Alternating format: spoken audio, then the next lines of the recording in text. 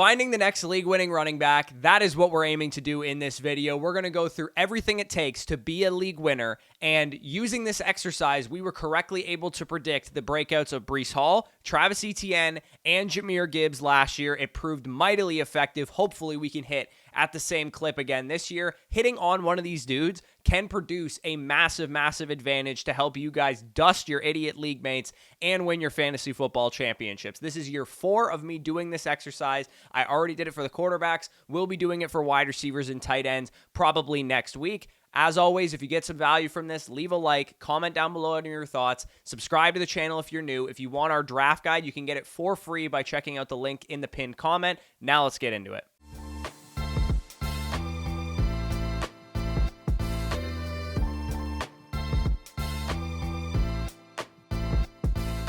All right, so if you guys are new to the channel, what we're doing, this is the 4th year of me doing this, is breaking down the anatomy of a league-winning running back, a guy who scores 20-plus PPR points per game, looking at their volume-based factors. What did it take for them in terms of carries per game, targets per game, receptions per game, touchdowns per game, all that kind of stuff to get to that level of dominance in fantasy football? History is our best indicator for future breakouts. If you don't follow history, you're bound to repeat it, as they say, and as you guys know on this channel, we typically like to be very picky with running backs. So this video, more than the other ones, is really important to get right, because if you do predict a good league-winning running back and you go light at the position, you can really, really hit big and make it a huge advantage over your league mates, because running backs really bust at a high rate. So if you pick them properly, this can be very profitable. So Zach from Fantasyland, who's a member of our site over on Flock Fantasy, wrote a great article about his #1 draft strategy this year. And basically, the basis of it was he found that running backs gave you a top 6 season in points per game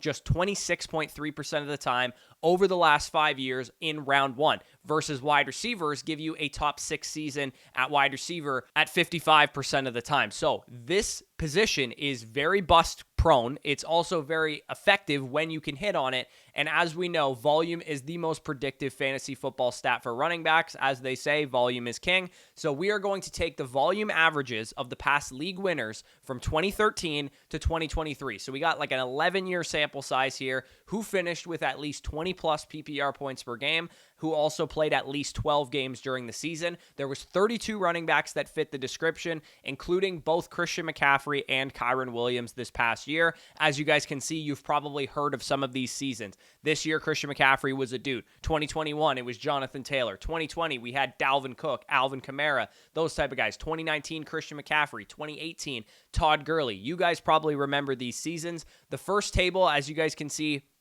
indicates how much volume it took for each of these guys on a per-game basis to achieve their league-winning status. And of course, none of these guys were really perfect. It's not like everybody had 20-plus carries, 10-plus targets, and scored 17 touchdowns that season. Some guys got there in different ways than others. Green indicates that they exceeded the averages of these 32 running backs. Yellow indicates that they met the averages of these 32 running backs. And red indicates that they fell well below the averages of these 32 running backs. This is what we're looking for. When we draft a guy in the first round or the second round or the third round of a fantasy draft, we want them to have this type of upside, because these guys are league winners. They're the guys that single-handedly can carry you to a fantasy championship. We want one of these dudes, the guys that when you're going up against them in fantasy matchups, you are scared shitless of 2023 Christian McCaffrey, of 2018 Todd Gurley, because you know they're basically a lock to go off for 25 points every single week. The averages, as you guys can see them on the screen, were 17.3 carries per game, 5.6 targets per game, 4.34 receptions per game, 21 overall touches per game, and about a touchdown per game as well.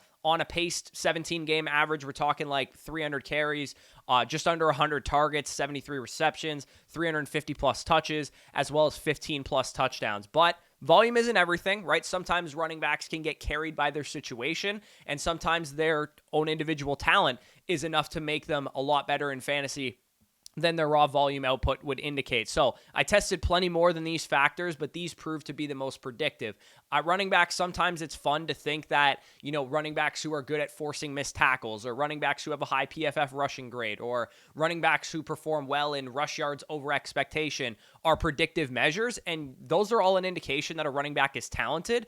But that stuff varies year over year. It's not really heavily correlated or sticky in terms of points per game performance. As you guys can see, this chart was tweeted out by Ryan Heath, who I had on the channel last week. And as you can see there, all of these predictive metrics in terms of what correlates to fantasy points per game, what is sticky year over year, and what correlates to being predictive for next season, they're all volume related. Fantasy points per game, weighted opportunities per game, snap share, yards from scrimmage, total touches, total touchdowns, rushing yards, rushing attempts, rushing touchdowns, target share, routes run, everything is volume and opportunity related at the running back position. So when you combine the notion that everything is volume related with testing things like how good of an offense are they in, how good is their offensive line, how talented of a player are they, how many games is their team projected to win, that type of stuff, how old are they likely to get injured? When you combine that stuff with their volume projection, you get a very good, easy formula, honestly, to predict the next best fantasy running backs. And I would say of all the fantasy positions, running backs are actually the easiest to predict. The only problem is the chaos of the season, the fact that this position gets injured,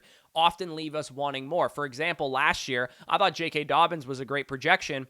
He goes out week 1 and tears his Achilles. There's nothing we can do about that, but we did, I would say, have the right process by saying he was a decent target in last year's drafts. The averages of these situational factors were basically you wanted these guys to be on about a top 10 offensive rank in points per game, top 10 offensive line in terms of run blocking, a 10-plus win team ideally.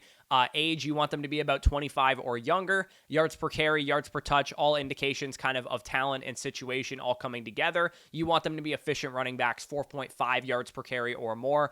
Yards per touch, about 5.5 yards per touch or more. So very few running backs, like I said, are going to check every single box, volume, situation, team success, all that kind of stuff. But the more boxes they check, the better picks they are. The path to elite fantasy seasons in years past is usually one of these two.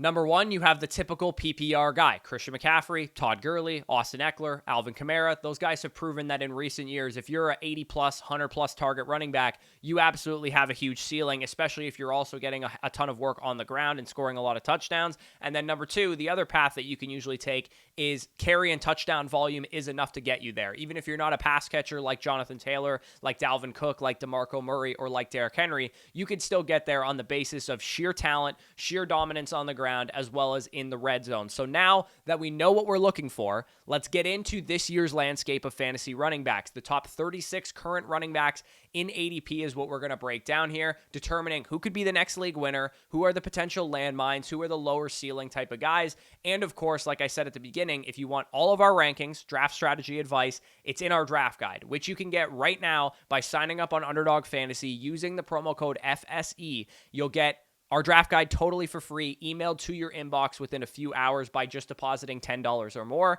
And if you already have an Underdog account or you can't play Underdog where you live, you can go to flockfantasy.com, use the code FSE over there for 30% off and a 7-day free trial. And also, we have a la carte purchases now live on the site. You can ask us trade questions. You can get your team reviewed if you want to check that out. And site subs actually get a nice discount on those services. And we will have start set questions come the regular season. So, top 36 running backs. Let's start with running backs 1 through 6. Christian McCaffrey, Bijan Robinson, Breece Hall, Jahmyr Gibbs, Jonathan Taylor, and Saquon Barkley. These guys are the top 6 running backs for a reason. They project quite well. For each of these guys, they are kind of subjective rankings, so I'll try and explain my rationale behind it, but I did use legitimate data points, like for example, team wins. I looked at their Vegas win total. I looked at their strength of schedule. I looked at additions and losses this offseason, coaching, so on and so forth. I do also have injury ratings listed here as well, because those definitely factor in at the running back position. Ideally, we want young running backs with minimal injury risk who both raise the ceiling and raise the floor of their fantasy football projections. So, starting with Christian McCaffrey, his only concern is age. Really, honestly, he has a great team, great offense, good situation to be in, elite pass catching upside. He's probably a future Hall of Fame talent. His really only concern is the fact that he's older and has a lot of touches under his belt and therefore more likely to suffer injuries. But if you're okay with that, he's definitely very worthy of going 101 or top 3 in your fantasy drafts. Bijan Robinson, the Arthur Smith offense is now gone. Kirk Cousins and Michael Penix are huge upgrades at quarterback. So both of those factors being changed from his projection last year are there to raise the ceiling of the offense, raise the ceiling of Bijan Robinson. He has really no concerns, in my opinion. Obviously, projecting a workload increase might be a concern to some people, but as I've documented in years past, year two running backs are what we want to bet on as far as projection of a workload increase, especially when you're Bijan Robinson, who was a top 10 NFL draft pick, elite receiving back, had a great season last year, all things considered, with the Arthur Smith situation and the fact that he wasn't getting red zone work and he had a bottom 5 quarterback situation in the league. Now that he has those upgrades, he has honestly a higher ceiling than Christian McCaffrey. I'm not going to say he's RB1 in fantasy because CMC is just that good, but all three of these top guys, and I'll get to Breece in a second, are superstar level projections, all capable of performing 23, 24 point per game, legendary upside type of seasons. Breece Hall was also nearly a 20 point per game scorer last year in a situation where Zach Wilson, Tim Boyle, and Trevor Siemian were his quarterbacks, where he had a horrible offensive line and he pretty much had to do everything himself. He has legendary upside if Aaron Rodgers plays anything close to the Aaron Rodgers we've seen in years past, and these new additions on the offensive line are able to stabilize that unit, because Breece Hall, of these three guys, has the best combination of youth, target upside, proven ability in the NFL, as well as now a better offensive projection. So for me, Breece Hall is my RB2 overall in fantasy, but with all three of these guys, McCaffrey, Bijan, and Breece, I'm comfortable spending a top 6, top 7 overall pick in a fantasy draft on these dudes, and they project very, very good. They're absolutely nails projections. Jahmyr Gibbs, his only question really is workload, because again, I'm comfortable projecting a workload increase for a second-year running back, because 9 of the last 10 biggest workload increases we've seen since 2016 have come from year 1 to year 2 running backs. But he does still have the concern that David Montgomery is going to vulture him in the red zone. But again, it's a great offense. Jahmyr Gibbs is a great player. He has high upside as a receiver. So he is still somebody I'm willing to spend a late first round, early second round draft pick on. Jonathan Taylor is going to miss the mark in receiving. We know that at this point in his career. He also has a bit of a minor age and injury concern now that he's over, 1,000 career carries and that type of thing. But the offense should be improved now with Anthony Richardson and Shane Steichen. Hopefully, Anthony Richardson can stay healthy. And Jonathan Taylor has elite carry upside, elite touchdown upside. The fact that he plays behind one of the best offensive lines in the league in an offense that I really do believe in to take a big step forward this year. He's a pretty solid pick in the early second round. Saquon Barkley, a lot of people have an issue with him, but I really like Saquon this year despite some of the issues of age and injury and potential goal line opportunities being stolen from him from Jalen Hurts, and the fact that Jalen Hurts isn't going to check the ball down. I've addressed all of that stuff, but here's why I'm not really that concerned. Number one, new offensive coordinator Kellen Moore likes to use a workhorse back and feed them as receivers. Number two, the Eagles don't pay running backs. They never have until Saquon Barkley became available. So to me, that indicates they have a great plan for him. Number three, DeAndre Swift was bad on the goal line in Detroit, was bad on the goal line with Philadelphia last year, so it's no wonder they used Jalen Hurts on the goal line the way that they did. I don't think 15 rushing touchdowns from your quarterback is something that is year over year sustainable, especially now without Jason Kelce at center. So for me, I think they're going to give more of these looks to Saquon Barkley, and that is maybe why they actually signed him. And then number four, yeah, Jalen Hurts is probably not going to check down very much, but Daniel Jones didn't check down very much either, and Saquon Barkley has still had a top 5 target share among all running backs despite playing with a mobile quarterback the last couple of years. To me, these 6 guys are nails. They're all top 16 players for me in redraft leagues. Perfect candidates if you want to do a hero RB and get yourself one running back upside anchor and then start hammering wide receivers, tight ends, and quarterbacks in the following picks. Now let's get into RB 7 to 12. These guys obviously are not going to project nearly as good as the ones that we talked about. Devon Achane is the ceiling swing here that everybody thinks he is. Everybody loves Devon Achane here. You're not going to hear anybody say a bad word about him. But again, the question mark is volume. Raheem Mostert's there. They drafted Jalen Wright. Volume is probably not going to be Devon Achane's friend. However, he's a second-year running back. I'm comfortable projecting a workload increase from last year, and he was bar none the most efficient running back in the league, has the best offensive scheme for fantasy running backs, and elite target and receiving and touchdown upside. So While I can get caught up with the semantics of he's not going to get enough carries to hit this threshold, guess what? So did a lot of other running backs who have finished as league-winning dudes. So for me, I think he's a good bet for a volume increase, but he's probably not a 22 touch per game type of running back, but that's okay. Devon Achane doesn't need 22 touches a game in that offense with that rushing scheme, with the other weapons and the field stretchers around him and his own ability to break away, score long touchdowns, and catch a lot of passes. He has elite legendary upside, in my opinion.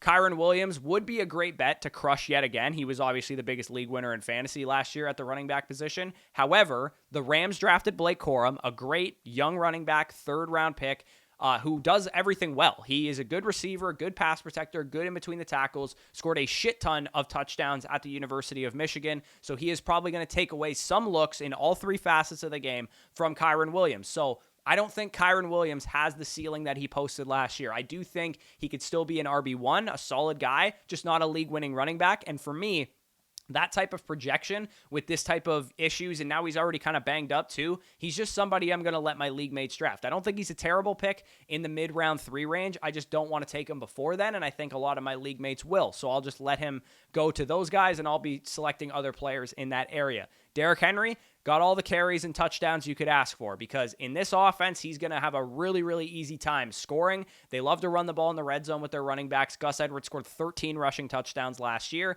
but he does have a lot of age concerns. He does have a lot of injury concerns. He has the most touches of any running back not named Ezekiel Elliott actively in the NFL, and potentially he's fallen off from an ability standpoint. All of these are major red flags for Derrick Henry. Again, probably a future Hall of Famer, so I'm not going to doubt him too much, but his upside is probably capped at 17, 18 PPR points per game. And to me, where he's going, no thanks. I'll draft a wide receiver in that area. I'll draft Devon Achane instead in that area. I'll draft these next two guys in that area, and that is Isaiah Pacheco and Travis Etienne. These two guys, spoiler alert, are probably going to end up being the answer to this question that I posed at the beginning of this video. Isaiah Pacheco's only hangup is receiving upside. And when I say receiving upside, I mean he's probably not going to have 80 or 100 targets, but he could have 50 or 60. I wouldn't be totally shocked by that.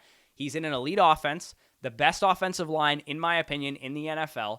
12-plus win projection, according to Vegas, with Patrick Mahomes, with Travis Kelce, with the new pass catchers they've brought in, Xavier Worthy, Marquise Brown, Rashee Rice, to take away attention from Isaiah Pacheco, open up the box, stretch the field, especially with those two speedsters. He was already efficient last year. He's young. He has no injury concerns. He is dead smack in the middle of his prime as a running back. Year 3 guy, probably looking for a big contract extension as well, because he was a 7th-round pick. He's not really making that much money. Spoiler alert, like I said, he has no concerns. Outside of elite receiving upside, he can get there. He can be the next league-winning running back in this offense. He can score the touchdowns, get the carries, be efficient, be a productive guy. He's got breakaway speed too, so I love Isaiah Pacheco this year if you're taking away anything here. And Travis Etienne, too. He was a stud, 20-plus point per game scorer before everything went to shit for Jacksonville last year. Before he got banged up, Trevor Lawrence got banged up, Christian Kirk got banged up. They were 8-3 in Week 11, the Jacksonville Jaguars. They are a really good team. Lawrence and the rest of the Jags offense, including Etienne, got banged up and collapsed down the stretch. He is a young running back, Travis Etienne. He has 80-plus target upside. Bounce back offense, in my opinion. 10, 11 win projection is what I expect them to do this year. And he has no reason for concern of age or injury risk or anything like that. And just 1 year ago, in 2022, he averaged 5.1 yards per carry, and he was mega efficient. So don't let one down season where he was banged up and his quarterback were banged up and they had a lot of moving pieces on the offensive line get in the way of thinking that Etienne doesn't have an elite ceiling, because he's in a contract year as well. I could keep going why he's a smash in round 3 of your fantasy drafts, round 4 of underdog drafts right now. But all I'll say further is that Isaiah Pacheco and Travis Etienne are two of my absolute biggest targets, regardless of fantasy football position, because these two guys are just simply undervalued. I think they should be second-round fantasy picks, and they're not right now. Sometimes they go in the second round, but mainly they're early third, mid-third round picks in redraft leagues, and then on underdog, they're like 4th, 5th round picks, and they're just the easiest cash of all time over there. Finally, closing out this area, we have Josh Jacobs, who's a player that I've cooled on a lot this offseason because I really did like his projection as a guy who's been an efficient workhorse in the past, goes to a much better offense, can score a lot of touchdowns, but we are getting a lot of reports that it's going to be a committee, which could be should be to expected with Matt LaFleur. The injury concern, the age concern, the touches are stacking up for Josh Jacobs. That's a real issue for him. And we know he wasn't efficient last year. And if he doesn't get a workhorse role and he's not efficient, he's going to end up being kind of a bust at his ADP. I think he's a solid, okay pick in like the 4th round if he falls that far. But in home leagues, I'll imagine he'll go a lot higher than that. And I'm probably out at those price tags. Now let's get into running backs 13 through 18, and I'll try and speed these up a little bit. Alrighty, James Cook, I see you, because James Cook, he's got a pretty decent projection if you squint here. He's got target upside with a lack of weapons in Buffalo, right? No more Stephon Diggs, no more Gabriel Davis. They could really rely on James Cook a lot more than they have in years past. He could take another step forward as a young player, right? He's only 24 years old, 3rd-year running back this season. He showed a lot of improvement from year 1 to 2. He ended up being a really big league winner down the stretch as far as when his production came last year. It's a great offense. Josh Allen, we know he's going to get that thing moving into the red zone. It's a good offensive line. 10-plus win projection, young player, minimal concerns for injury. He's also been efficient to this point in his career, like I said, as a runner and a receiver, and coming out of college and so far in the NFL. We know that he's a great receiver. We know that he's capable of 80-plus target upside. If he could just run hot and score touchdowns, that's really the only concern for him right now, because they drafted Ray Davis, thumper running back. They have Josh Allen, scored like 15 touchdowns in the red zone last year. He's also in contention for a league-winning smash this year if he can just get that red zone role on this offense, because the target upside, the carry upside, the touch upside, the efficiency, the breakaway plays, it's all there for James Cook. He just needs to score and run hot on touchdowns, score 11, 12 this year, and he can totally get there with receiving upside being the catalyst for him. Joe Mixon is Joe Mixon. I mean, I like Joe Mixon, but he's probably not going to be a league winner at this point in his career. RB1 is definitely possible, given carry upside, given touchdown upside in the offense that he plays in. He probably is going to catch some passes as well, but he's older. He hasn't been efficient the past couple of years. Doesn't really have a great run-blocking offensive line. Those are concerns for Joe Mixon, but again, in round 5, I'm okay with him. I just wouldn't take him super, super high.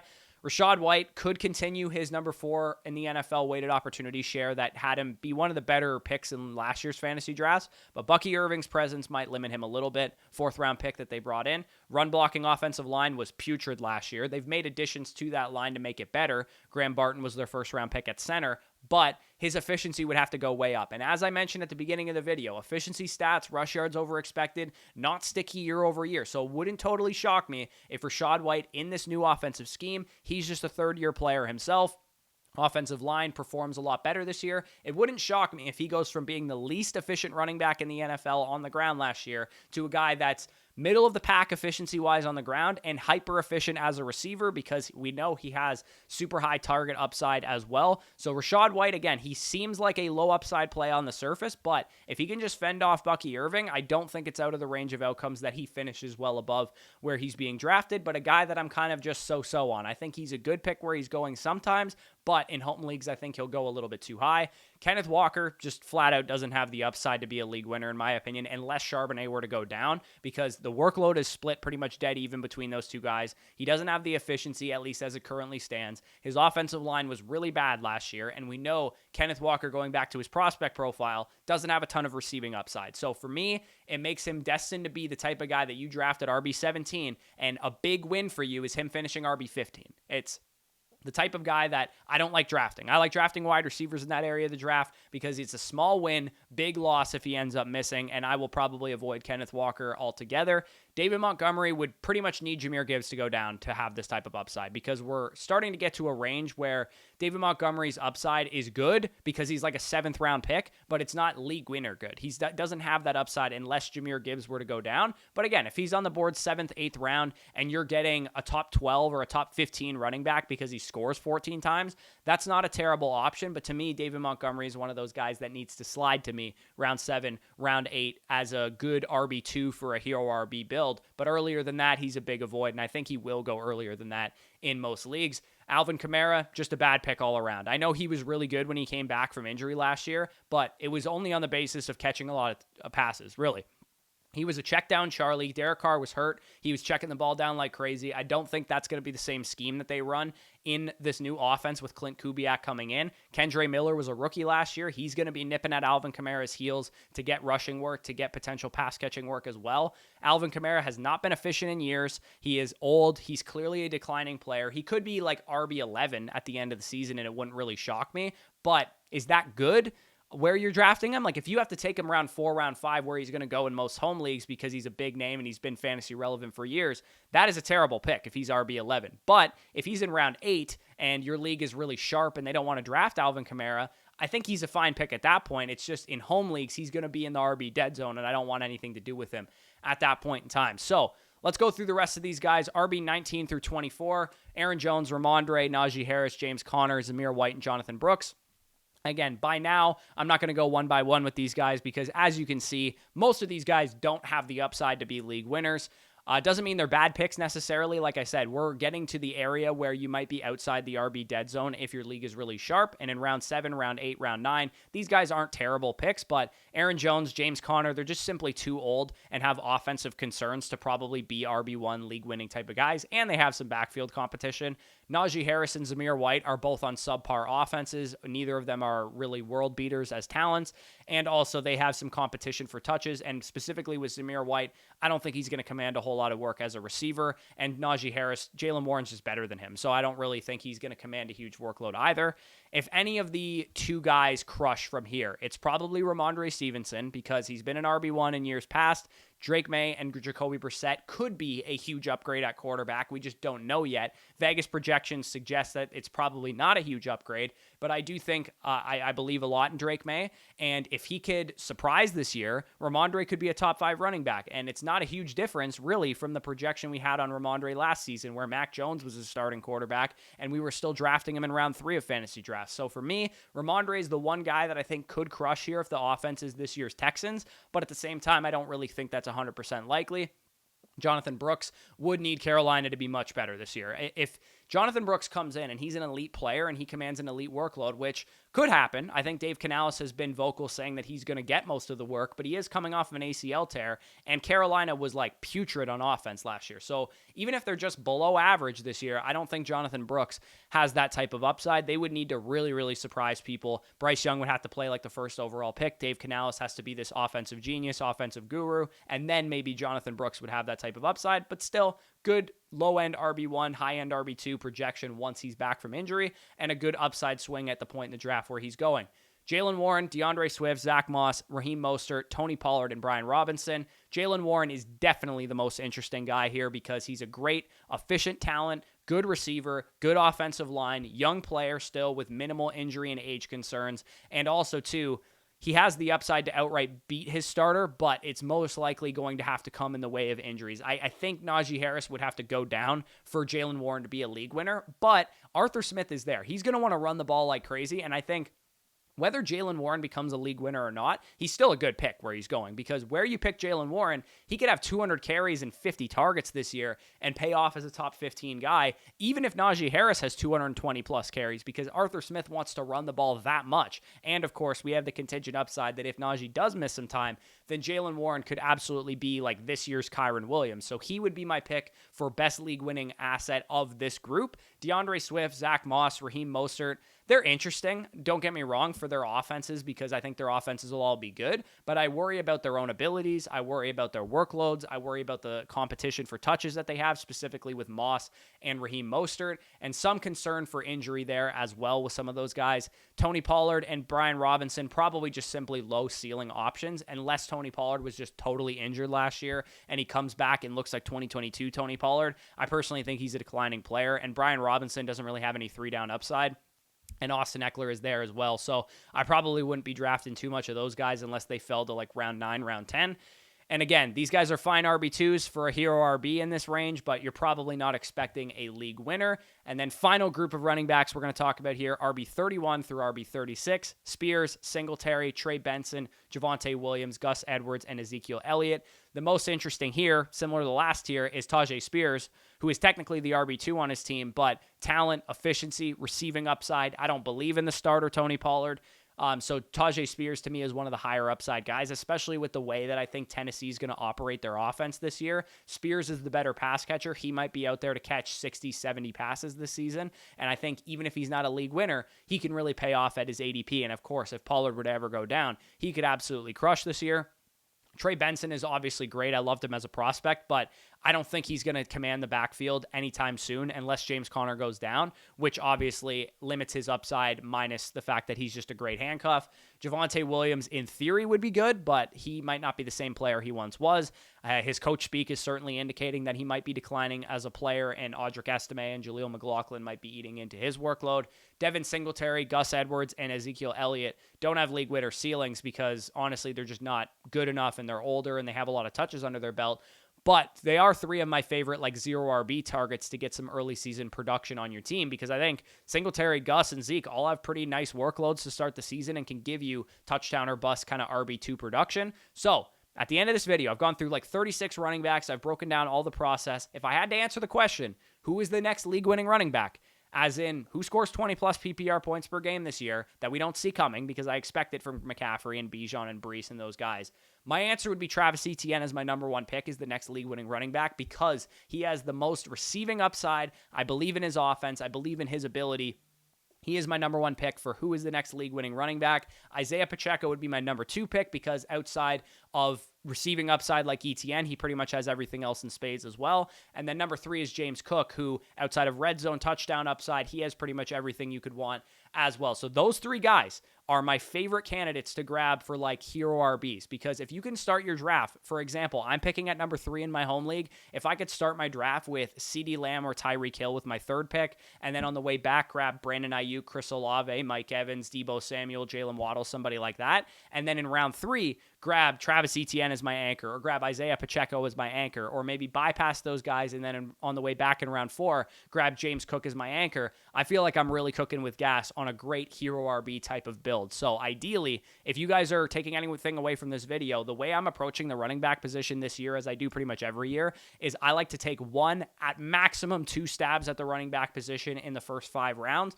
backfilling hopefully with some later guys like Ramondre Stevenson, like Jonathan Brooks, like Jalen Warren, like Tajay Spears, like Trey Benson, like Ezekiel Elliott, like Devin Singletary, guys like that. So if you want a rule of thumb, in the first 4 rounds of your draft, you should probably leave with 2 or 3 wide receivers, maybe a deviation for tight end, and only probably 1 running back unless you get super, super lucky. And let's say you take Bijan at 6 and Jahmyr Gibbs falls back to you in round 2. Then you figure out the rest from there. But again, be careful that you don't fall behind at wide receiver. And of course, we will talk about the league-winning wide receivers in the next video. So this was the most complete strategy guide I could have given you guys to selecting running backs in the early rounds of your draft. In my opinion, this series, quarterback, running back, wide receiver, and tight end is one of the most valuable that we do. And of course, it culminates into the video I did last year with my number 1 draft strategy overall, because this takes me hours upon hours to prepare. So if you did enjoy this video, if you got some value from it, leave a like, subscribe down below, and comment who you think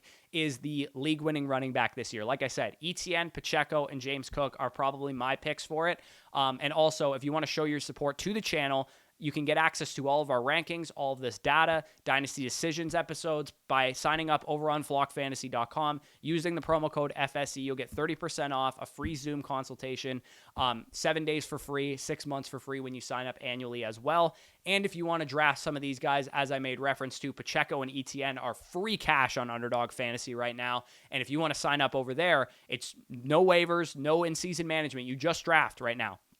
$5 teams, $25 teams, whatever your bankroll can handle, you can get real legitimate practice against sharp fantasy football players so that when you go into your fantasy draft, you are over prepared. And when you sign up on Underdog, you can use the promo code FSE. You'll get $250 in bonus cash. So if you put in $50, you'll have $100 on the site to play with. And also, you'll get access to our draft guide totally for free. You'll get access to our rookie draft guide, our rookie film breakdowns, all 22 on the rookie class, as well as our redraft rankings manifesto 3.0, which has everything you'll need to dominate your fantasy draft. From our rankings, tiered rankings, last year's fantasy production, contextualized game logs where we really take a look at how good Devon Achane was, for example, when he played a full allotment of snaps. We have the risk rating series where you can really diagnose the draft based on your risk tolerance. Tons of content over there. Fantasy news of the day, always updated every single week. And also anything you'll need to win your fantasy football championship. So again, if you want access to that draft guide, either get it on Flock or get it over by signing up on Underdog Fantasy using the promo code FSE. So appreciate you guys for sticking all the way to the end of this video. Leave a like if you did. Thank you for watching, and I'll talk to you soon.